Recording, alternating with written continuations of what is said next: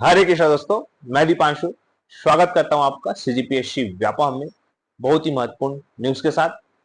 सबसे पहले आप सभी से एक छोटी सी रिक्वेस्ट है कि आप लोग जल्द से जल्द इस चैनल को सब्सक्राइब करें और ज्यादा से ज्यादा लोग तक शेयर करें।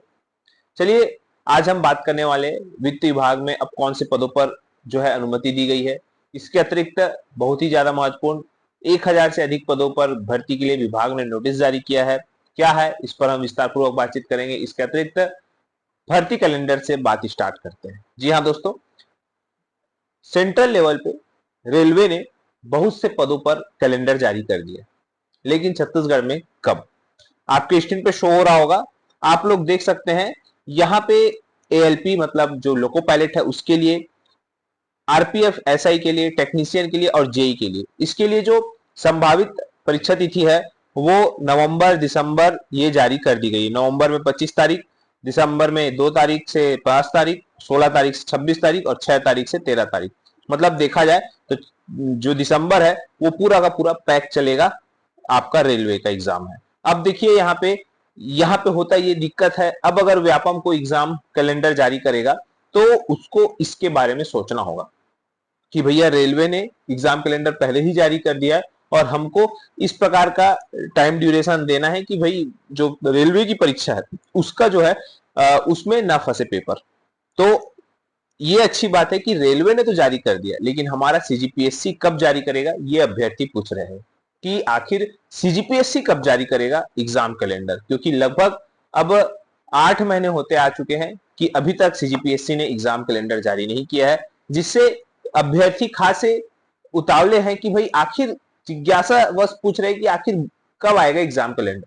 सभी को इतना मालूम है कि 26 नवंबर को सीजीपीएससी का नोटिफिकेशन आएगा, लेकिन क्या उस दिन तक हमको कैलेंडर का वेट करना पड़ेगा कि कैलेंडर पहले आएगा, और अगर कैलेंडर आएगा कि नहीं आएगा। इस प्रकार से जो एक छात्रों के अंदर जिज्ञासा है, और जिज्ञासा का कारण भी अनेक प्रकार के हैं, क्योंकि पिछले 1 साल से सीजीपीएससी में एक भी भर्ती विज्ञापन जारी नहीं किया गया है।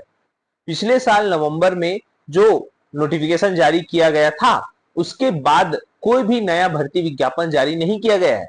और जो आवेदन मंगाए गए थे अभी हाल ही में, जो असिस्टेंट जो प्रोफेसर के 595 पदों पर सीजीपीएससी में जो ऑनलाइन आवेदन मंगाए गए थे, वो परीक्षा जो वो भर्ती 2021 में आई थी, किसी कारणवश मतलब योग्यता के संदर्भ के कारण वो फंस गई थी, जिसका आवेदन इस बार मंगाया गया, लेकिन कोई भी नया भर्ती विज्ञापन सीजीपीएससी में नहीं निकला है, जिससे छात्र यही कह रहे हैं कि भैया भर्ती कब करेंगे, भर्ती का जो कैलेंडर है वो कब जारी करेंगे। बस इससे ज्यादा यहाँ पे छात्र और कुछ नहीं जानना चाह रहे, क्योंकि सेंट्रल लेवल हो या अन्य स्टेट की बात करें, कंटिन्यू जो एग्जाम कैलेंडर वो जारी हो रहे हैं, परंतु यहाँ पे छत्तीसगढ़ में अभी तक सीजीपीएससी का कैलेंडर जारी नहीं हुआ है, जिससे अभ्यर्थी सरकार से पूछ रहे हैं।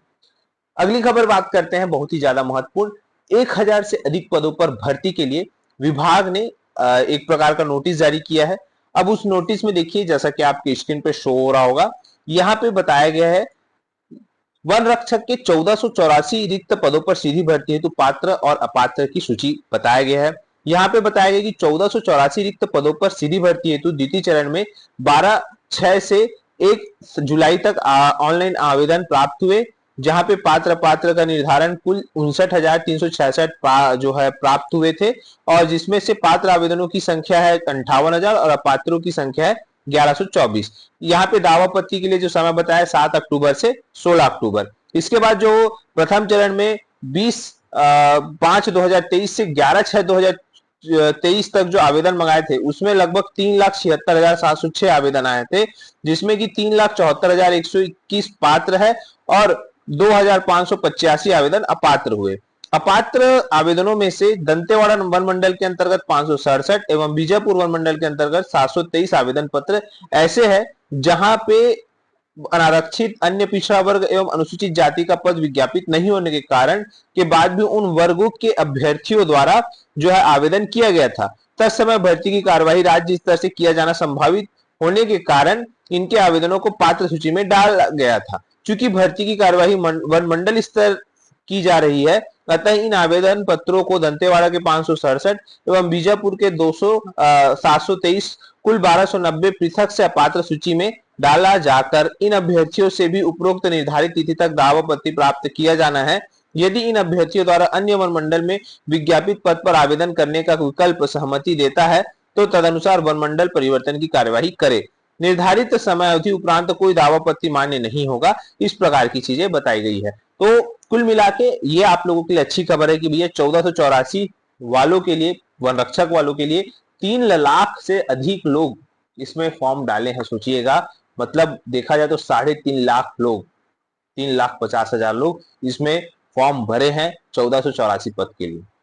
तो आप लोगों को मेहनत तो करनी पड़ेगी, क्योंकि 16 अक्टूबर तक आपको दावापत्ति मांगा गया है। मतलब साफ है कि जैसे ही दावापत्ति होगा आप लोगों का तुरंत फिजिकल करवाया जाएगा, उसके बाद इसकी भी लिखित परीक्षा करवाई जाएगी। संभवतः इसकी भी लिखित परीक्षा जो है व्यापम से हो सकती है। तो आप लोगों को फिजिकल के लिए भी ज्यादा दिन का गैप नहीं दिया जाएगा।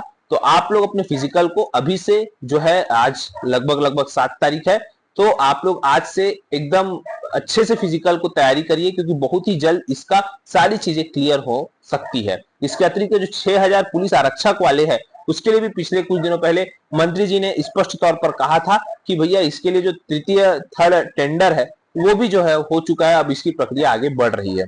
इसी कड़ी में बहुत सारे अभ्यर्थी पूछ रहे थे कि सर जो एसआई का 340 पद वाला निकलने वाला था वो क्यों नहीं निकल रहा है। तो भाई निकलेगा, आप लोग थोड़ा सा एक प्रकार से इंतजार करिए, निकल जाएगा, कोई दिक्कत वाली बात नहीं है। विभाग भी, क्योंकि अब आज आप लोगों ने देखा था कल के उसमें कि व्यापम के माध्यम से ये जो है आवेदन मंगाए जाएंगे, तो निश्चित तौर पर थोड़ा सा आप लोग इंतजार करिए, आप लोगों को बेहतर परिणाम आने वाले समय में देखने को मिल जाएंगे।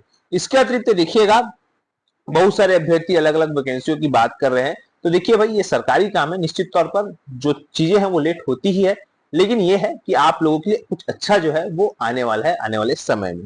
ठीक है, तो आप लोग जो फॉरेस्ट गार्ड वाले हैं वो अपना सूची जो है हमारे टेलीग्राम चैनल पे देख सकते हैं। इसका जो लिंक है आप वहां से जाकर अपना अपना जो वन मंडल है जिसमें जिसमें आप लोगों ने फॉर्म भरा है उसको आप एक बार चेक कर लीजिएगा। ठीक है, इसके अतिरिक्त देखिएगा, कल जो सहायक मार्शल परीक्षा और प्रयोगशाला तकनीशियन का जो एग्जाम हुआ था, उसमें जो सहायक मार्शल का था उसमें देखिएगा मात्र 7 लोग, 7 लोग बस एब्सेंट हुए थे, बाकी पूरे के पूरे लोग एग्जाम दिलाने आए।